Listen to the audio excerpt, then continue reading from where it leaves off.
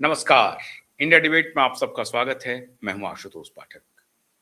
मित्रों, जयपुर में कॉकरोच के जो संस्थापक नेता हैं अभिजीत दीपके, उनके ऊपर हमला हो गया, लपड़ थप्पड़ चल गया।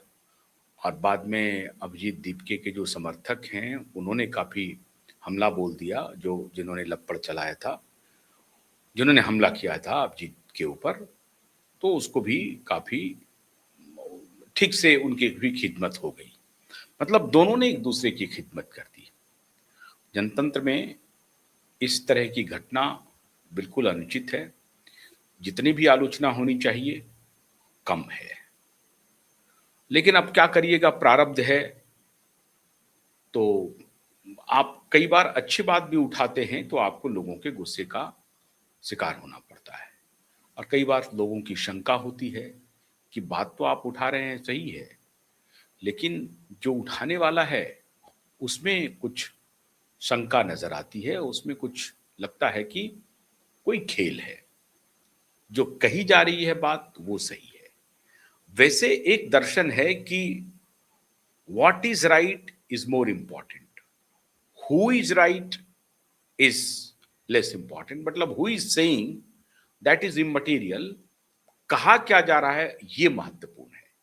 और इसमें कोई शक नहीं है कि अभिजीत दीपके जो कह रहे हैं कि शिक्षा मंत्री का इस्तीफा होना चाहिए, नीट का जो घोटाला हुआ है, नीट के पेपर लीक का मामला बहुत कंसर्न का विषय है, जो सीबीएसई स्कैम हुआ है वो कंसर्न का विषय है, इसमें कोई शक नहीं है। ये दोनों तथ्य बहुत मजबूत हैं। और इस तथ्य के साथ जो सवाल वो उठा रहे हैं, उस सवाल के साथ मैं भी हूं, मजबूती से हूं, उनके साथ हूं। लेकिन मैं उनके साथ इसलिए नहीं हूं क्योंकि सज्जन को देखने के बाद मुझे पूरा पीछे का ड्रामा समझ में आ गया है। लेकिन विषय मेरा नहीं है और ना ही श्रीमान अभिजीत दीपके का है। विषय है श्रीमान अरविंद केजरीवाल का। श्रीमान अरविंद केजरीवाल जी, अभी तक उनको थोड़ी बहुत आशा थी कि शायद ये मामला चल जाएगा। 6 जून को तो बिल्कुल वो मान के बैठे हुए थे कि बाजी पलट जाएगी, जनसैलाब आ जाएगा। और वो पूरा का पूरा जनसैलाब किसका है? हमारा ही तो है। तो बढ़ने दो। कॉकरोच जनता पार्टी कहीं कोई रजिस्टर्ड पार्टी नहीं है। ऐसा नहीं कि इलेक्शन कमीशन में उन्होंने अप्लाई कर दिया और 15 दिन के अंदर पार्टी रजिस्टर्ड हो गई। कोई रजिस्टर्ड पार्टी नहीं है, मतलब इलेक्शन कमीशन के यहाँ पे। लेकिन पार्टी बनाने का अधिकार किसी को भी है, ठीक है। जब चुनाव में जाएंगे तो रजिस्ट्रेशन होगा, उसके पहले पार्टी बना सकते हैं आप, संगठन बना सकते हैं आप, कोई ऐसी संस्था बना सकते हैं जिसमें लोगों को एकत्रित कर सकते हो आप। तो ये आपका प्रोरोगेटिव है, इसमें कोई भारत का संविधान कहीं से रोकता नहीं है। बल्कि आपको आश्चर्य होगा, भारत के संविधान में तो राजनीतिक पार्टी की भी चर्चा नहीं है। उसके लिए एक अलग आंदोलन चल रहा है, वो अच्छी बात है। उन्होंने अभी एक किताब लिखी है, डॉक्टर सतीश पेथेकर साहब ने बड़ी अच्छी किताब लिखी है। हालांकि थोड़ी बहुत उसमें संशोधन की आवश्यकता है, लेकिन किताब बहुत अच्छी है। History of democracy in India उन्होंने किताब लिखी है, मॉडर्न हिस्ट्री ऑफ डेमोक्रेसी जो है उसको लेकर के। तो वो उसकी भी चर्चा नहीं है वहां पे। लेकिन सवाल है कि अरविंद केजरीवाल क्यों बार बार परिदृश्य में आ जाते हैं। कभी वो पर्दे के पीछे रहते हैं, कभी अपने शिखंडियों को आगे बढ़ाते हैं, और कभी जब लगता है कि शिखंडी हारने लगा तो स्वयं आ जाते हैं। तो वही कहावत है कि सांप छिपते भी नहीं, सामने आते भी नहीं। तो छुपम छुपाई का खेल खेल रहे हैं श्रीमान अरविंद केजरीवाल हमारे आपके साथ। धूर्तई इनकी अभी तक बंद नहीं हुई है। लेकिन जो मुद्दा उठाते हैं वो मुद्दा बिल्कुल सही है। मैंने कहा आपको कि मुद्दा चाहे अभिजीत दीपके उठाए, चाहे अरविंद केजरीवाल उठाए, राहुल गांधी उठाए, या स्वयं भाजपा के नेता तो उठाएंगे नहीं क्योंकि उनके खिलाफ जा रहा है। कोई भी उठाए, मुद्दा बिल्कुल सही है। मुद्दा के साथ मैं तब भी था, आज भी हूं, आगे भी रहूंगा। लेकिन इसीलिए, और ये इतने चतुर हैं, धूर्तई के साथ मुद्दा उठाते हैं। मुद्दा से इनका कोई लेना देना नहीं है, दूर दूर तक नहीं है, लेकिन मुद्दा उठा लेते हैं। तो पहली निराशा इनको लगी 6 जून को, हाथ लगी। इनकी आशा थी कि कम से कम लाख 1.5 लाख लोग तो दिल्ली को चारों तरफ से घेर देंगे, और वो जब माहौल बन जाएगा 1 लाख 1.5 लाख का, तब हम कूदेंगे, क्योंकि तब तक तो हमारे जो सिपह सालार हैं वो हमारे लिए स्टेज सेट कर दिए होंगे, तब हम कूद जाएंगे और कूद करके मामले को ले लेंगे। 6 जून को भारी निराशा हाथ लगी। अब उसके बाद इन्होंने कहा कि नहीं, अब कोई बात नहीं है, हारना नहीं है, थकना नहीं है। तो उन सबको इन्होंने, और मैं पूरी जिम्मेदारी के साथ ये बात कह रहा हूं, अरविंद केजरीवाल कॉकरोच पार्टी से एक कदम भी दूर नहीं।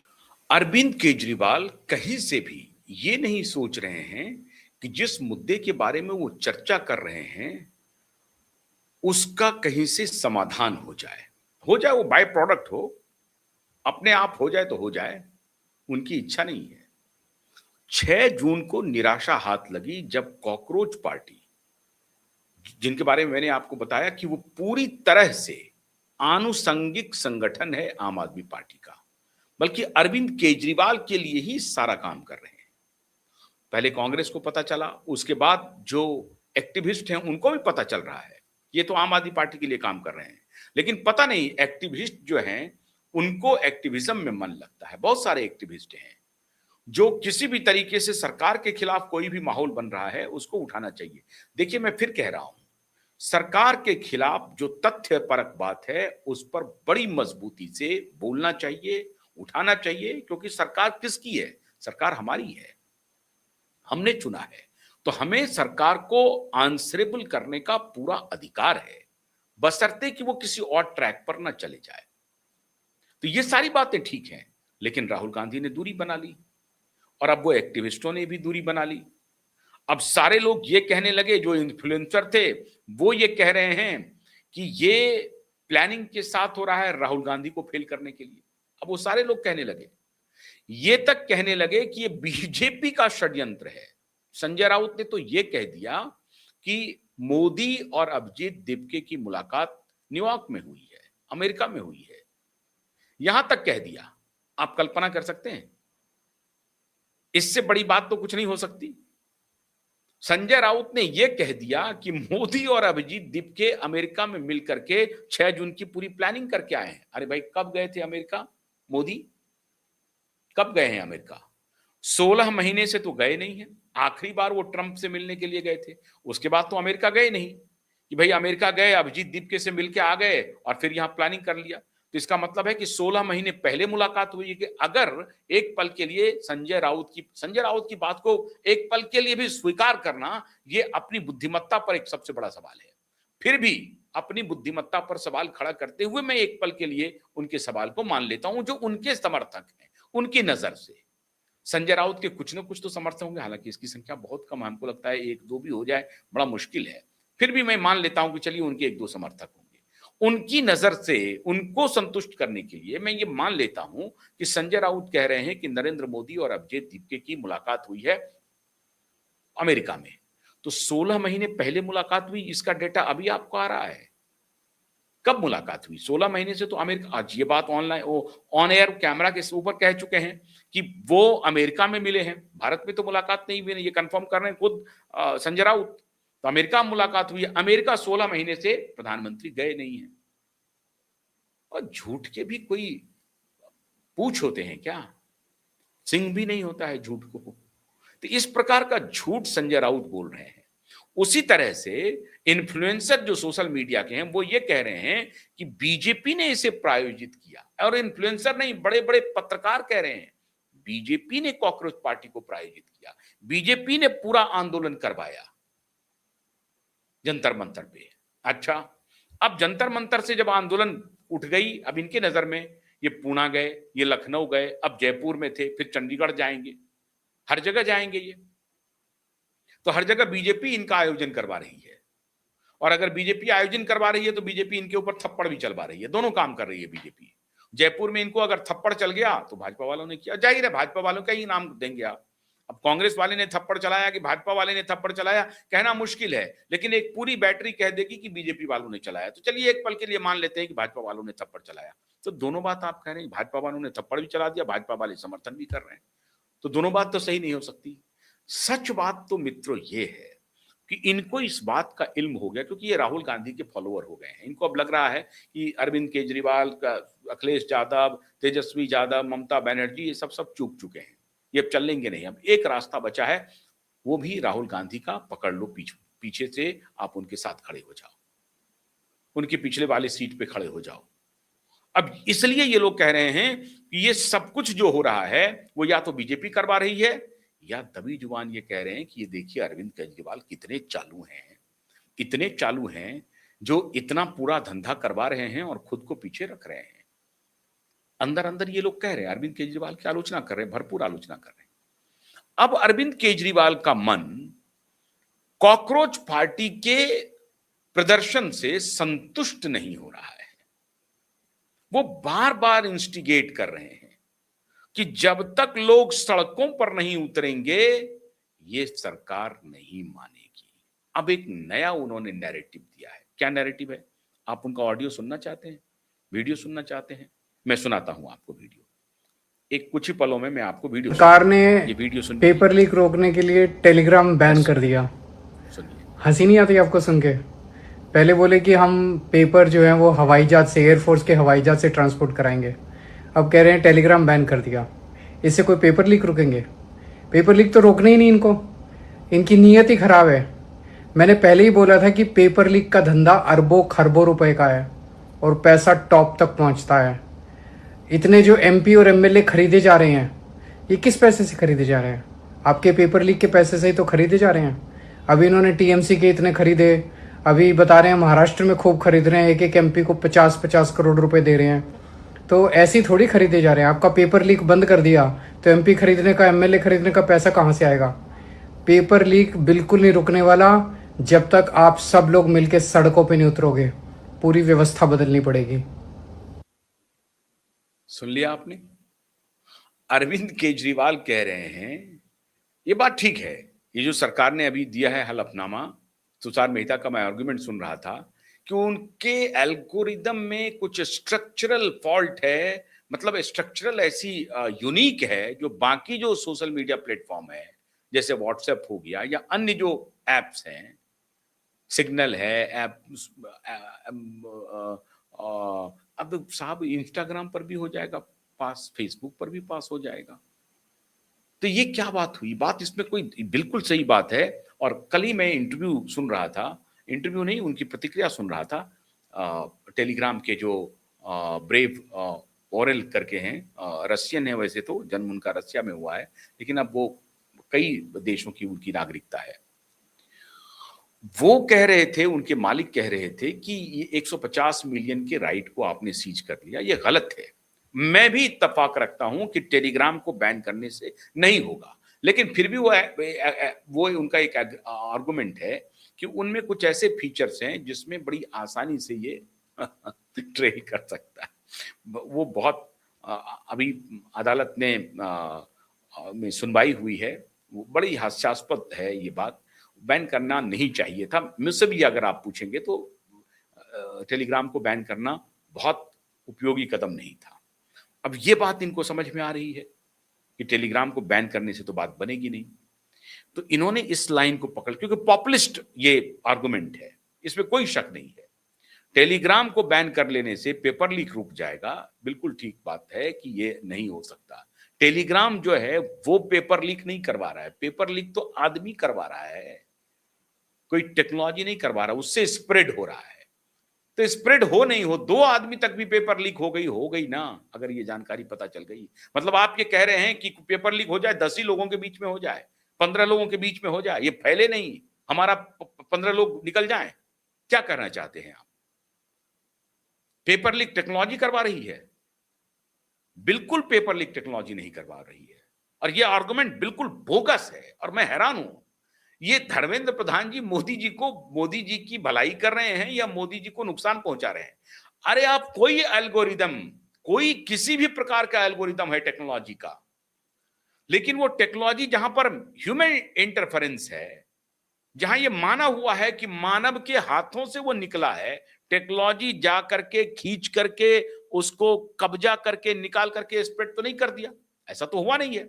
कि टेलीग्राम में ये इंफ्रास्ट्रक्चर है कि किसी डेटाबेस में जा करके वहां से निकाल ले। वो एंथ्रोपी है क्या? एंथ्रोपी अभी एआई अभी लॉन्च होना अभी होना है, वो अभी रुक गया है।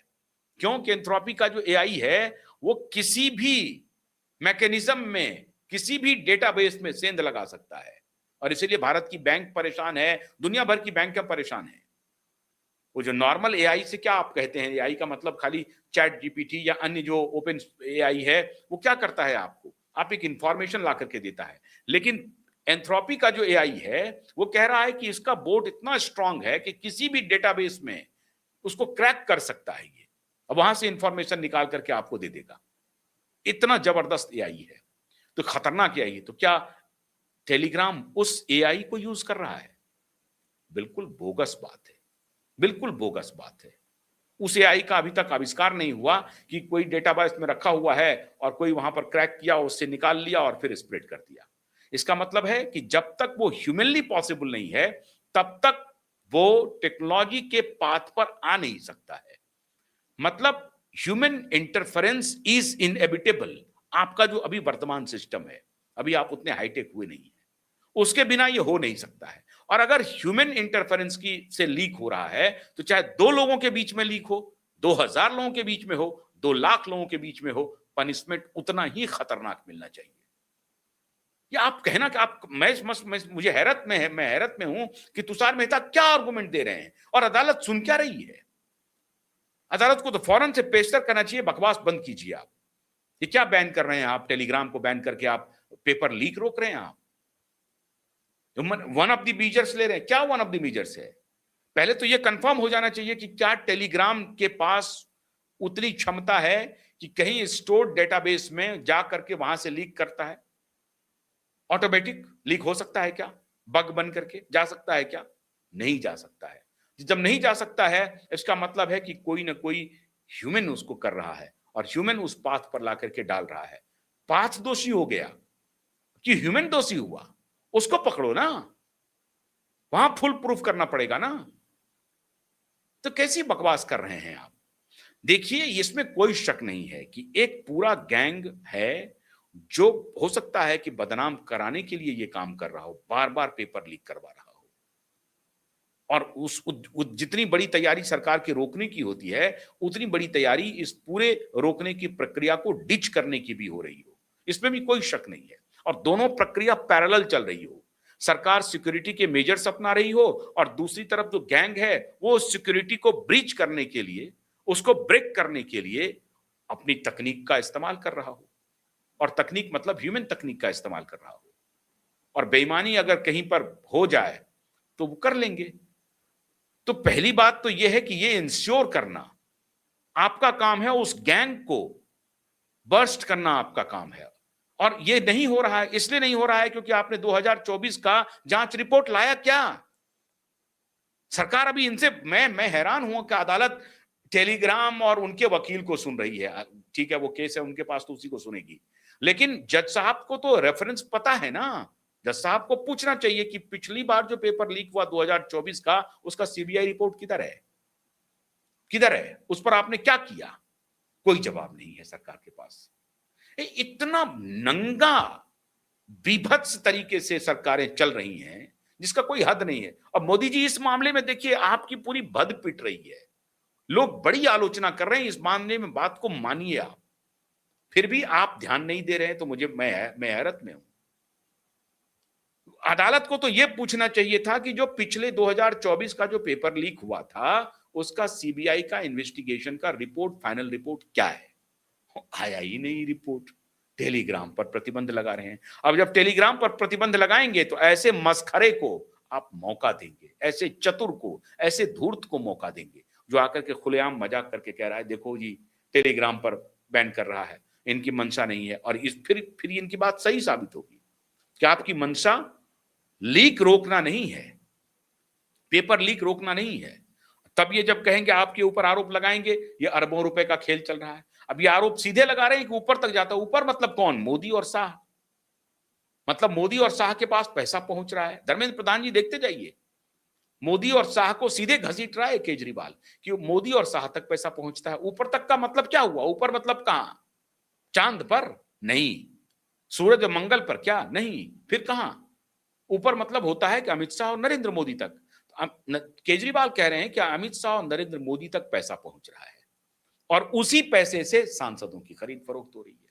बहुत अच्छा सूत्र है और एज एन अपोजिशन लीडर उनको पूरा अधिकार है ये बात बोलने का, केजरीवाल को।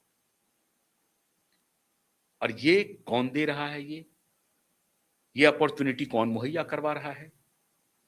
ये मुहैया करवा रही है भारत सरकार, मुहैया करवा रही है। तो अरविंद केजरीवाल को लगता है, अरविंद केजरीवाल देखिए टैक्टिकली वो पेपर लीक के मुद्दे को, क्योंकि उनको पता है कि जैन जी को भड़काना है, उनको सड़क पर लाना है, ये कॉकरोच कर नहीं पा रहा है, तो जो कोई भी उनको मौका आ रहा है वो फटाक से वीडियो बना करके डाल रहे हैं सोशल मीडिया पे, ताकि वो जो जैन जी है, पेपर लीक से परेशान, सीबीएसई स्कैम से परेशान जो परिवार हैं, जो बच्चे हैं, उनके जो पेरेंट्स हैं, उनके जो भाई बहन हैं, वो नाराज हो जाएं। बहुत ही सटीक बाण चला रहा है अरविंद केजरीवाल और बाण निशाने पर लग भी रहा है। और इस निशाने पर लगाने के लिए श्रीमान धर्मेंद्र प्रधान की मति मारी गई है। मुझे ऐसा प्रतीत हो रहा है कि श्रीमान धर्मेंद्र प्रधान की मति मारी गई है, या उनके जो डिपार्टमेंट के लोग हैं, इसको बैन कर दो 24 तारीख तक। कोई औचित्य नहीं है इसका, इससे मखौल उड़ता है। लेकिन इसमें, इसी आपदा में अरविंद केजरीवाल के लिए अवसर है, तो वो भड़का रहे हैं जैन जी को, सड़कों पर आ जाओ, कॉकरोच से कुछ नहीं हुआ। मैं बार बार कह रहा हूं, आओ सड़क पर, आओ सड़क पर, वरना तुम्हारे जो भी अरबों खरबों का पैसा उससे सांसद खरीद रहे हैं, उनको पता नहीं चल रहा है, इनके पास पैसे आ रहे हैं। इसी लीक से जो पैसा आ रहा है, उसी पैसे से सांसद की खरीदी हो रही है बतौर अरविंद केजरीवाल। अब पता नहीं अरविंद केजरीवाल क्या कहना चाहते हैं, क्या क्या कहना चाहते हैं। जो कहना चाहते हैं वो स्पष्ट है, वो कह चुके कि अमित शाह और मोदी पेपर लीक से पैसा कमाते हैं और उस पैसे से सांसद खरीदवाते हैं। अरे भाई, सांसद खरीद रहा है कौन? एकनाथ शिंदे की पार्टी में गए वो सांसद, कहां गए? एनसीपी बनाया, नई पार्टी बनाया, तो कहां खरीदा? लेकिन कोई बात नहीं है, ये तो कहेंगे कि अरे आप भोले हैं आशुतोष जी, आपको मालूम नहीं है। ये बात तो ठीक है, इस मामले में केजरीवाल जी ठीक है, कौन किसको तोड़ रहा है ये सब पता है। खैर, अरविंद केजरीवाल को एक मौका मिल गया, अरविंद केजरीवाल ने चौके पे छक्का लगा दिया। अब ये धर्मेंद्र प्रधान जी हैं, मोदी जी और शाह जी की भद्द पिटवाने में लगे हुए हैं, ये पिटवाएंगे, तो इनको मुबारक हो। बहुत बहुत शुक्रिया, नमस्कार।